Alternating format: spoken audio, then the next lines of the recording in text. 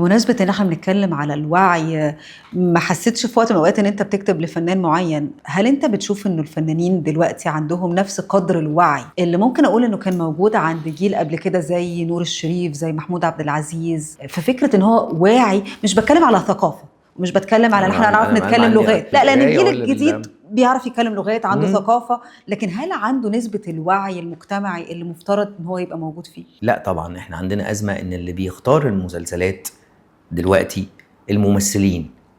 الممثلين وعيهم متلخبط نتيجه اسباب كتير.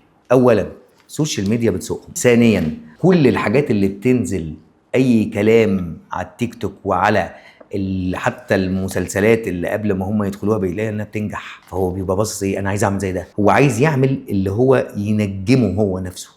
زمان الاساتذه اللي انت قلتيهم ما كانوش بيفكروا بالطريقه دي، انا بفكر في المشروع نفسه. دلوقتي الشراب مقلوب، انت بتجيبي النجم يجيب كاتب، وقبل ما يجيب الكاتب ممكن يجيب المخرج وهم معهمش ورق، يجيبوا كاتب يكتب له هو، فما يكتب له هو كل الخطوط اللي جنب البطل ولا ليها لازمه، شويه ماستر سينز كده بس بنظبطها عشان يطلع يعني، بس ملهاش لازمه، فتلاقي الحاجات كلها مش منطقيه. ده غير ان ممكن لما يلوي دراع كل حاجه يبقى بيعمل مسابقات ان الناس تتفرج على كل حاجه.